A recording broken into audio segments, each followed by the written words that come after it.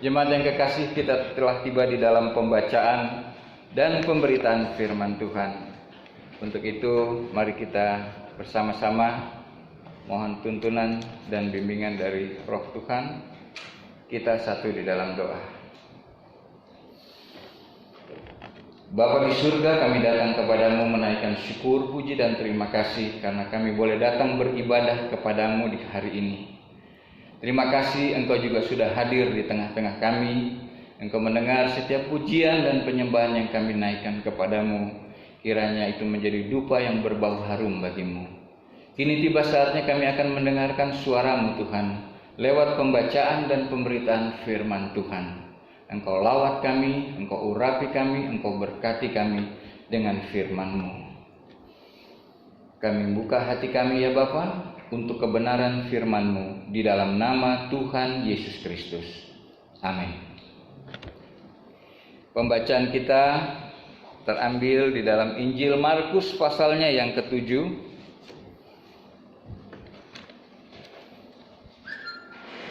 Markus 7 kita akan baca ayat 24 sampai dengan ayatnya yang ke-37. Untuk pembacaan ini saya mengajak kita semua bersama-sama membaca dengan saya dengan berbalasan. Dan melalui pembacaan ini kita mendapatkan satu tema yang diberikan oleh PGI, kuasa yang menyembuhkan.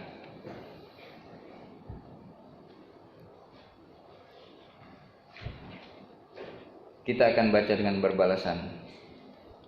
Perempuan Sirofenisia yang percaya. Demikian firman Tuhan. Lalu Yesus berangkat dari situ dan pergi ke daerah Tirus. Ia masuk ke sebuah rumah dan tidak mau bahwa ada orang yang mengetahuinya.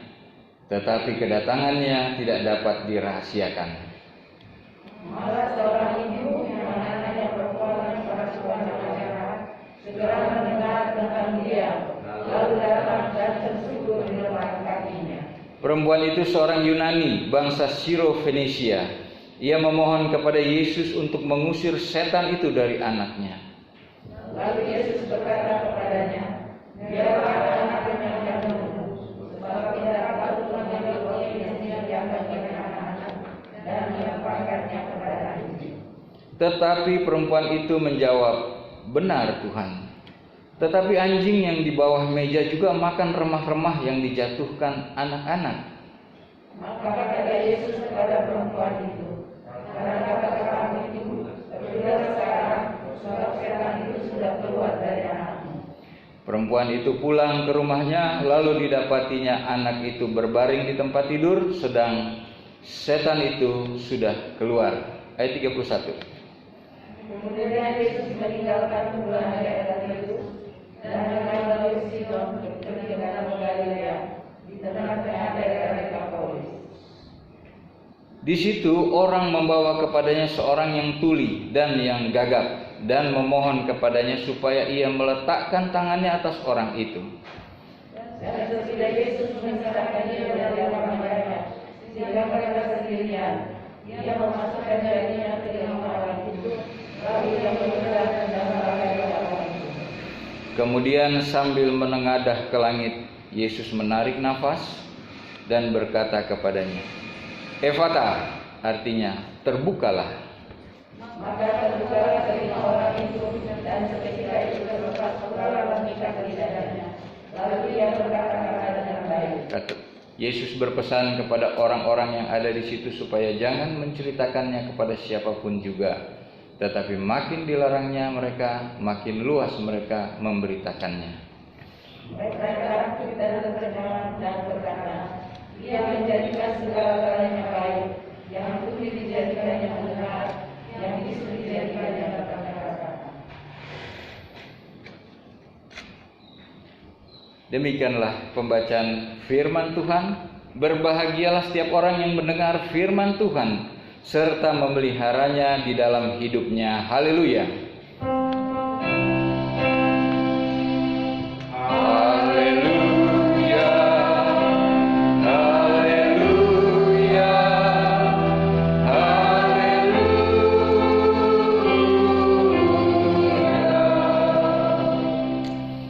Salam sejahtera bagi kita semua. Shalom. Shalom. Puji nama Tuhan, Bapak Ibu, Saudara yang kekasih, kita kembali boleh beribadah di rumah Tuhan. Setelah beberapa waktu lamanya kita beribadah di rumah kita masing-masing. Kita beribadah melalui fasilitas Zoom dan juga YouTube. Kita berbahagia karena kita bisa bertatap muka dan beribadah secara bersekutu di rumah Tuhan. Kita bersyukur, namun kita tetap selalu menjaga kewaspadaan, selalu tetap di dalam protokol yang ketat karena pandemi belum selesai. Justru di saat-saat ini kita tidak boleh lengah. Nah, saudaraku yang kekasih, tema renungan kita yaitu kuasa yang menyembuhkan. Kesembuhan secara mujizat, ya, kesembuhan secara ilahi terjadi terhadap anak dari perempuan Yunani, Siro Fenisia, ya, waktu Yesus sedang ada di kota Fenisia, di Sidon, di Tirus. Di situ dia berjumpa dengan perempuan ini, menjumpai Yesus, mohon anaknya disembuhkan, dan Tuhan Yesus menyembuhkan anak ini. Kemudian setelah itu Yesus mengadakan perjalanan lagi ke Sidon, dan juga akan kembali ke Danau Galilea, Kapernaum. Dia juga dibawa kepada dia orang yang kalau di Injil lain dikatakan orang ini bisu, ya, tapi di sini orang ini gagap dan orang tuli dan juga gagap. Disembuhkan juga oleh Tuhan. Ada banyak kisah-kisah kesembuhan secara ilahi, mujizat kesembuhan di keempat Injil, dan kita semua sama-sama sudah mengetahui. Dan kalau kita belajar tentang mujizat, maka kita akan dapat di satu pengertian bahwa mujizat Tuhan terjadi tanda hadirnya kerajaan sorga di bumi ini. Jadi diberikan tanda dengan terjadinya satu mujizat, di mana ada kuasa Tuhan, ada kuasa kerajaan sorga terjadi pada waktu itu dengan terjadinya mujizat kesembuhan, terjadinya pelipat gandaan makanan, ya, terjadinya angin ribut diredakan. Itu sebagai tanda-tanda bahwa kerajaan sorga ada, hadir pada waktu itu, dan itu yang dapat disaksikan. Ada suatu kuasa yang bekerja. Tapi mujizat-mujizat juga terjadi karena ada bukti bahwa Tuhan mengasihi umatnya. Jadi karena kasih Tuhanlah maka terjadi mujizat. Karena kasih Tuhanlah maka terjadi mujizat di dalam perempuan Siro Fenisia ini, dan juga di dalam diri orang yang tuli dan gagap. Terjadi juga mujizat atau hal-hal yang luar biasa di tengah-tengah kehidupan keluarga kita, gereja kita. Kalau kerajaan sorga itu hadir, Yesus katakan, di mana 2-3 orang berkumpul atas namaku, di situ aku hadir, maka di situ akan terjadi kuasa mujizat yang luar biasa sebagai tanda kehadiran Tuhan. Jadi di dalam kisah Markus 7 ayat 24 sampai dengan ayat yang ke-37, seorang perempuan Siro Fenisia, ya, anaknya dirasuk oleh roh jahat. Itu adalah bagian daripada tanda kehadiran kerajaan sorga di daerah Fenisia. Kalau kita dulu bagian daripada Yunani, sekarang itu adalah daerah Libanon, kota pelabuhan. Disitulah Yesus melakukan, dan di situ bukan wilayah Israel, itu di luar negeri. Jadi pada waktu itu Yesus sedang menyingkir dari kerumunan orang Israel, dia menyingkir ke daerah Sidon, ya. Dia menyingkir ke daerah sana untuk Ya, karena sudah terlalu padat mungkin, ya. Kalau sekarang mungkin ya, retret atau apa begitu ya, mengasingkan diri dulu. Tapi rupanya tidak bisa. Ya, dalam pembacaan kita tadi selalu ada orang yang mengetahui kehadiran Tuhan. Di situ juga ada orang bisu dan tuli dibawa juga kepada Tuhan. Peristiwa ini terjadi di kota Tirus Sidon, menuju Galilea. Jadi dari Galilea Yesus ke Tirus, ketemu perempuan Fenisia, dia mau jalan ke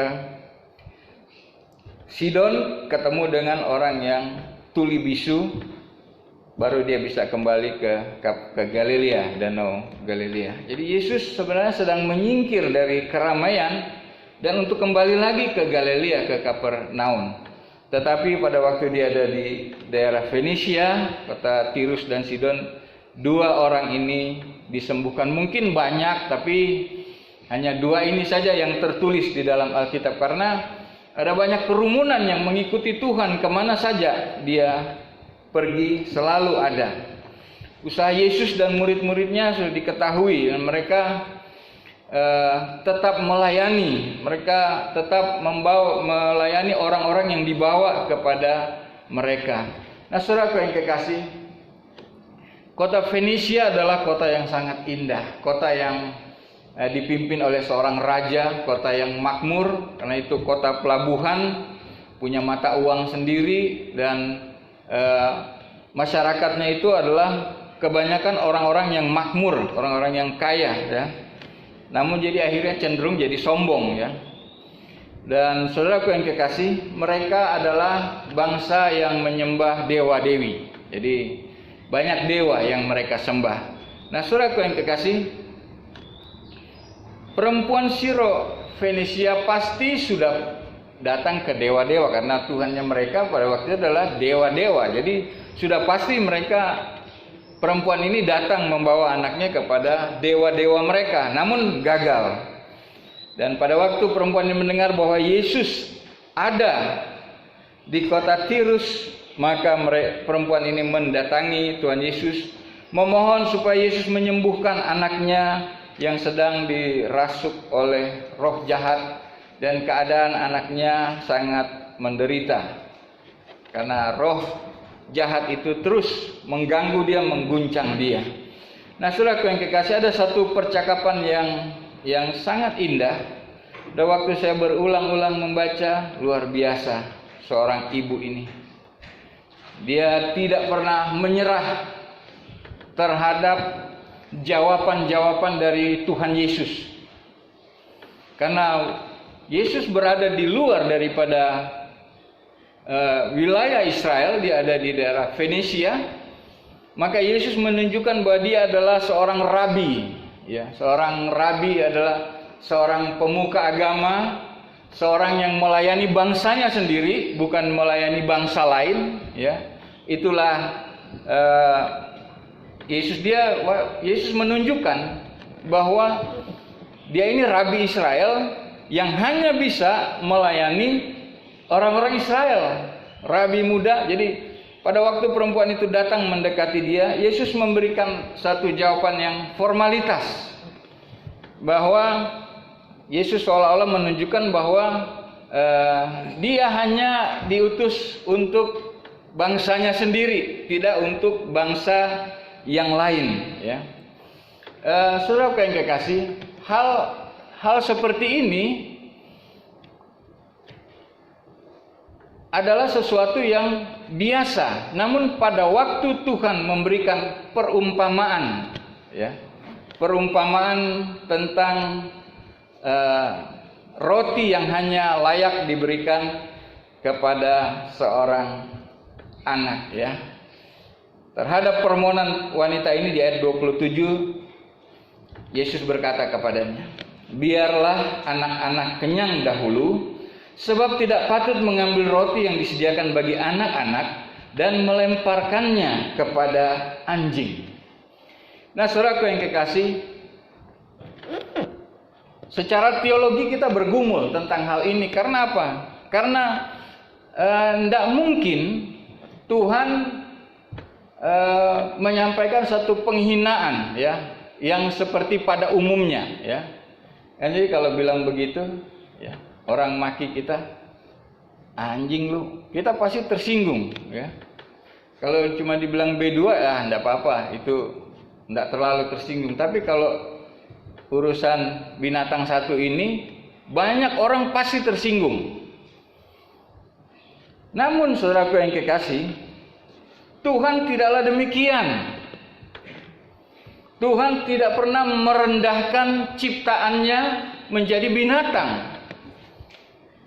Ini sesuatu yang tidak mungkin. Tapi rupanya di wilayah Timur Tengah itu sudah ada perumpamaan seperti itu yang berarti demikian. Artinya begini, tunggu giliran.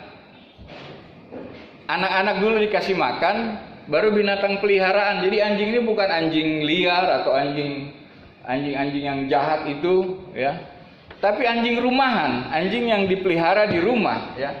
Kami dulu waktu tinggal di BS ini, orang tua kita semua di rumah ada anjing, ada 2-3 ekor anjing kita pelihara.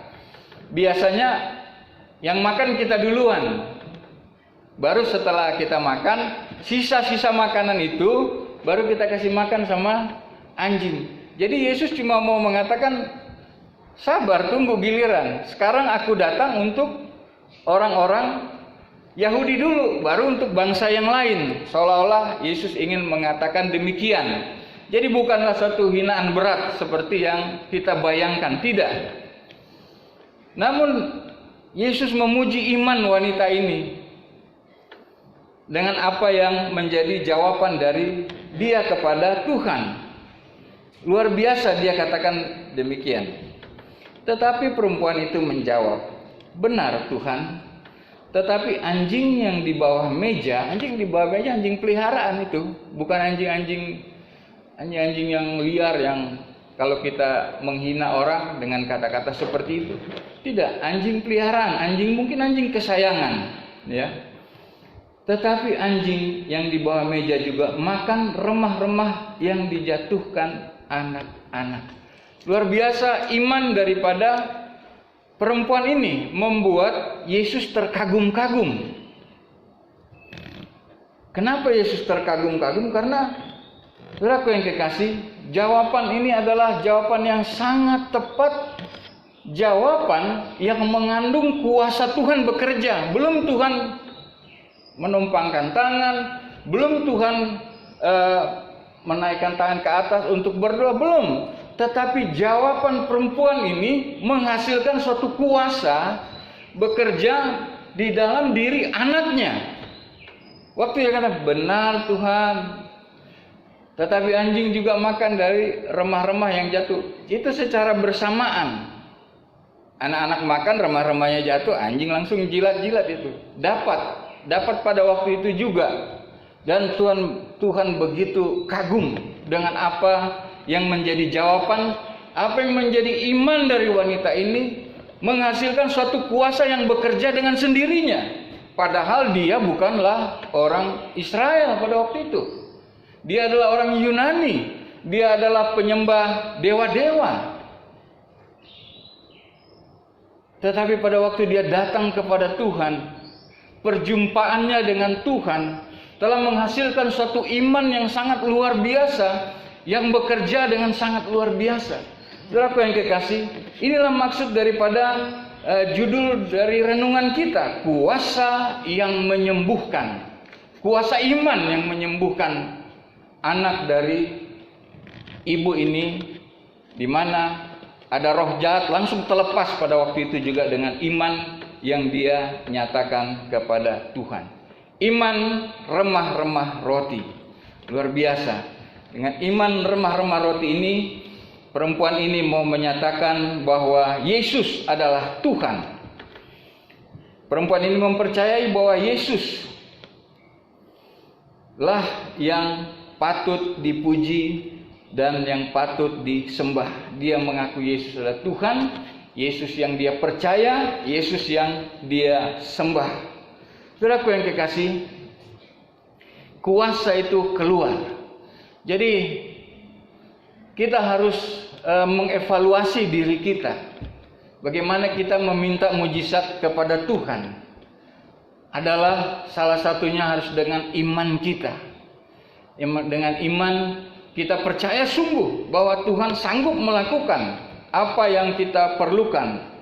Demikian juga dengan orang bisu dan tuli yang disembuhkan oleh Tuhan. Karena sudah terlalu ramai lagi mungkin mereka menuju ke Sidon, baru dari Sidon itu kita tidak tahu dia akan menuju ke Sidon itu mau buat apa. Tapi di perjalanan ketemu lagi dengan orang yang bisu tuli, gagap dan tuli itu ketemu dengan Tuhan dan disembuhkan. Apa itu maksud daripada rencana Tuhan kita tidak tahu. Kedua kota ini di luar negeri loh, bukan di Israel.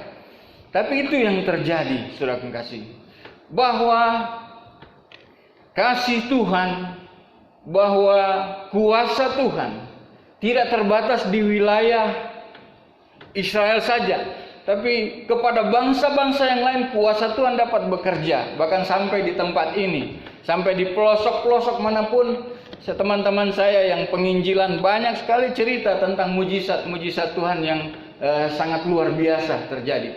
Saya juga pernah mengadakan perjalanan penginjilan ke daerah ke Manado ya, di Bitung, kemudian ke atas gunung. Banyak kita melihat mujizat. Saya juga pernah di Jawa Barat ya, melihat mujizat langsung dengan mata kepala kita sendiri, bahwa kuasa Tuhan memang bekerja.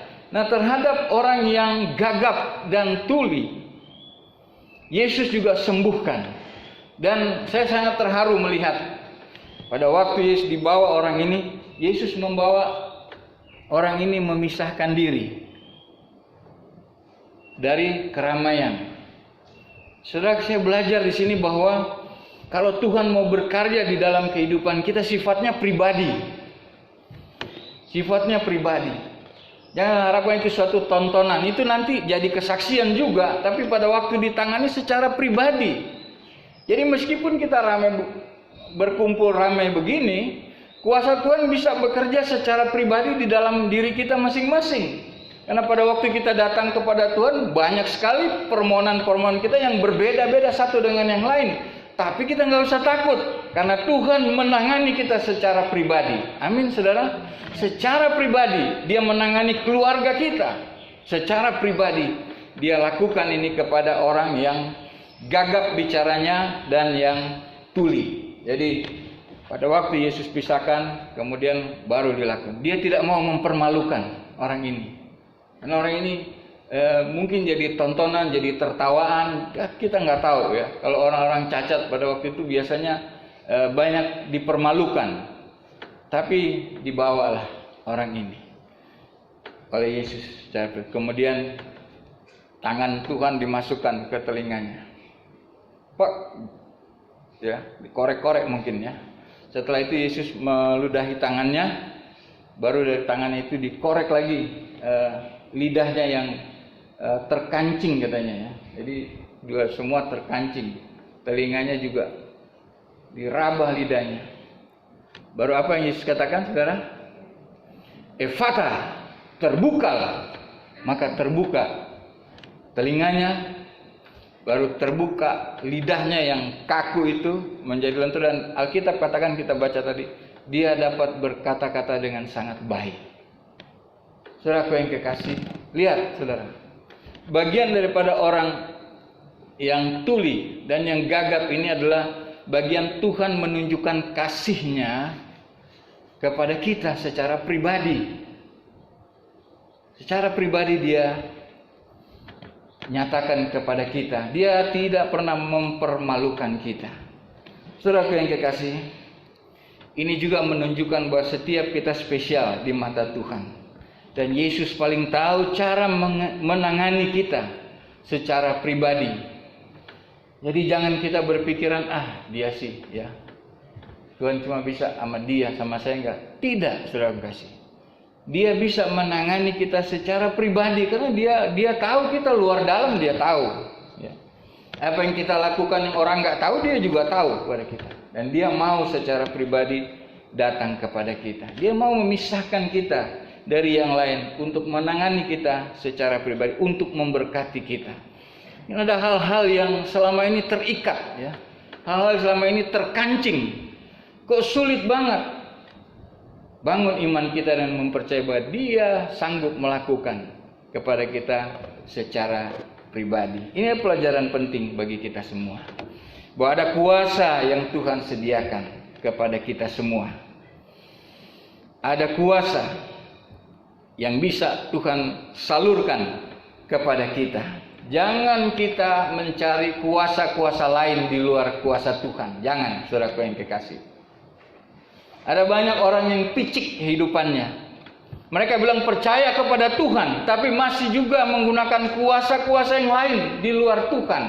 Masih juga mengandalkan kekuatannya sendiri.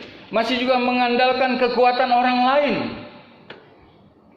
Tetapi kalau kita mau datang kepada Tuhan dengan iman seperti wanita Syro-Fenisia ini, dia sudah mengalami hal-hal yang buruk di dalam kehidupan sebelumnya dengan menyembah dewa-dewa, sehingga anaknya kerasukan roh jahat. Pada waktu dia datang kepada Tuhan, dan dia hanya Tuhanlah yang sanggup, bahwa ada kuasa Tuhan yang bisa bekerja pada waktu itu melalui roti kehidupan. Yesus itu kan roti kehidupan. Maka terjadi. Jadi jangan kita mengandalkan kuasa-kuasa yang lain. Kita percaya kepada Tuhan, sudah, sahabat Tuhan saja. Jangan dengan yang lain. Kuasa Tuhan hanya dapat bekerja oleh iman kita. Iman yang teruji. Iman yang bersemangat, ya, iman yang memiliki kemauan kuat dan tidak kenal kata tidak. Wanita ini tidak kenal kata tidak. Ya. Saya kagum ya kalau saya baca ibu-ibu yang berjuang untuk anaknya sakit itu udah lebih kuat dari bapaknya, ya. Dia akan terabas ke sana kemari supaya anaknya sembuh. Ya, Mbak Ani ya. Kita akan ibu-ibu tuh, saya tahu. Istri saya juga waktu anak kami mau lahir, susah lahirnya, udahlah katanya. Udah, biar dia aja yang diselamatin katanya. Begitu dia berpikir. Kemudian waktu kena DBD, dia tinggal di rumah sakit itu. Saya aja suruh pulang, bolak-balik gitu. Jadi banyak lagi kesaksian daripada para wanita. Semangat, kuat, menghasilkan iman yang sangat luar biasa. Cuman dengan ngomong aja kuasanya sudah bekerja. Kita juga harus belajar hal demikian. Karena ikut Tuhan, tapi tidak pernah terjadi apa-apa dalam hidup kita. Jangan, saudara.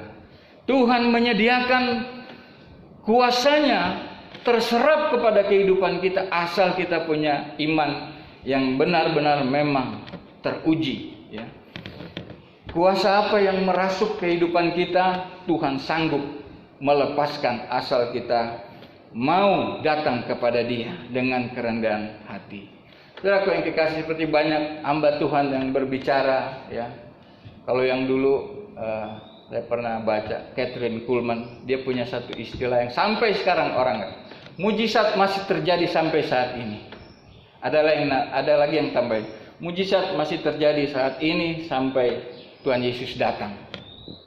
Mujizat telah terjadi. Jangan kita meremehkan kuasa Tuhan dapat bekerja atau tidak. Tuhan kuasanya bisa terserap begitu saja asal kita punya iman yang luar biasa. Di luar sana ada banyak orang yang terikat oleh berbagai macam roh jahat, ya. Ada juga orang yang terikat dengan ketakutan, kekhawatiran, dengan sakit penyakit. Saudaraku yang kekasih, Tuhan siap menolong karena mujizatnya masih berlangsung pada saat ini. Dan Tuhan mau pakai kita sama seperti ibu dipakai untuk menyembuhkan anak. Orang banyak yang bawa orang gagap dan tuli itu untuk disembuhkan oleh Tuhan. Tuhan juga mau pakai kita semua, saudaraku yang kekasih, untuk menjadi alatnya supaya terjadi mujizat di dalam kehidupan orang lain. Yang selama ini mungkin kita terbeban, kita lihat orang kasihan, terikat dan lain sebagainya. Sekarang kita bangun iman kita, bahwa kuasa Tuhan bisa terserap oleh kita, bisa terserap menuju kepada orang-orang yang kita kasih, yang kita gumuli. Kalau kita memiliki iman yang sama seperti wanita Syro-Fenisia ini. Dan untuk itu, saudaraku yang kekasih, seperti wanita ini tahu Yesus memiliki kuasa yang dahsyat dan luar biasa, kita juga harus belajar firman Tuhan. Kita harus belajar supaya tahu isi hati Tuhan, supaya tahu apa yang ada di dalam Tuhan, bahwa kuasa kemuliaan yang begitu luar biasa itu dapat terjadi di dalam kehidupan orang-orang percaya. Selamat hari Minggu, Tuhan Yesus memberkati kita semua. Amin. Mari kita berdoa.